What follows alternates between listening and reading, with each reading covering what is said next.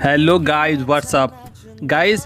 इस वीडियो में मैं आपको कुछ बॉडी साउंड बताने वाला हूं जो हम करते हैं, जैसे कि छींकना, खांसना, जमाई लेना, डकार लेना, पाद मारना, फूंक मारना, खर्राटे लेना, या फिर दांत किटकिटाना, या फिर कराना, हिचकिचाना।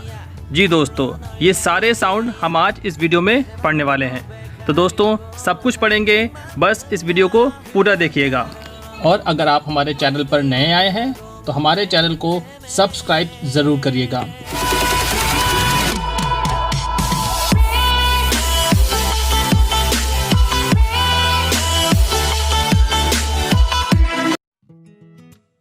तो चलिए दोस्तों, वीडियो शुरू करते हैं। सबसे पहले हम पढ़ते हैं खांसना।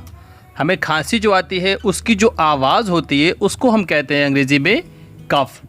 और जो खांसने की प्रक्रिया होती है, यानी कि जो वर्ब है, वो भी कफ होती है।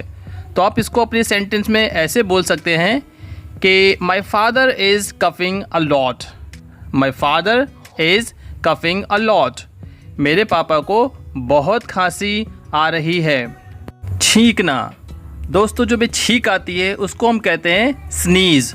और जो छींकना होता है उसके लिए भी हम स्नीज़ लेते हैं। तो अगर आपको बोलना है कि आज मुझे छींकें बहुत आ रही हैं, तो आप इसको बोल सकते हैं I have been sneezing a lot today. I have been sneezing a lot today. मुझे आज बहुत छींकें आ रही हैं। अगला वर्ड हम लेते हैं जम्हाई लेना। हमें जमाई आती है दोस्तों, उबासी आती है। अक्सर हम जब थक जाते हैं या नींद हमें लगी होती है तो हम जमाई लेते हैं। तो उस जमाई को अंग्रेज़ी में हम बोलते हैं यॉन। YAWN, Yon. तो आप अगर सेंटेंस में बोलना चाहते हैं कि भाई तुम्हें जमाई इतनी क्यों आ रही है, तुम्हें इतनी जमाई क्यों आ रही है, तो आप बोलेंगे why are you yawning so much. Why are you yawning so much.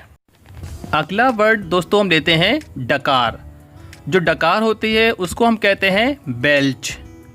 खाने के बाद अक्सर डकार आती है तो उसको हम बोलते हैं बेल्च।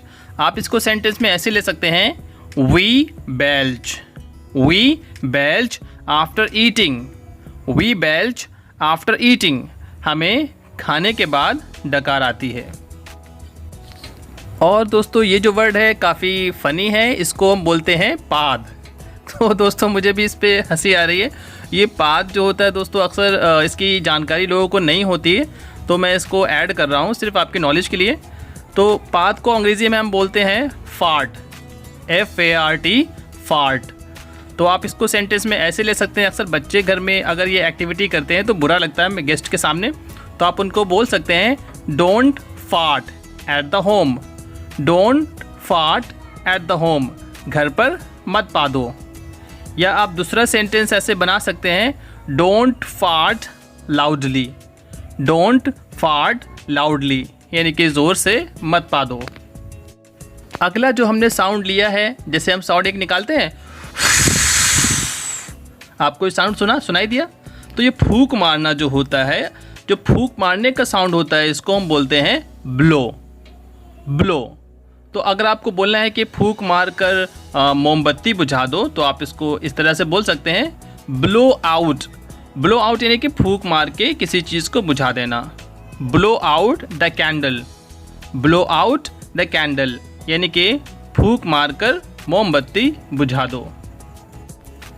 दोस्तों, कभी आपने देखा है रात में जब लोग सोते हैं तो अक्सर खर्राटे लेते हैं?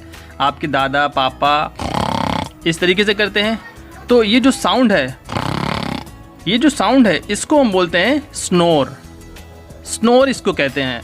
और इसको अगर कोई बोलता है, जैसे कि आप बोलते हैं कि मुझे खर्राटे बहुत आते हैं, तो आप बोल सकते हैं I snore a lot. I snore a lot. दोस्तों, अगला वर्ड है दांत किटकिटाना। सर्दी में अक्सर आपके घर कोई आता होगा, या आप भी नहाने के बाद जो है दांत किटकिटाते होंगे, तो उस दांत किटकिटाने की आवाज़ को, उस साउंड को हम कहते हैं grind the teeth. Grind the teeth.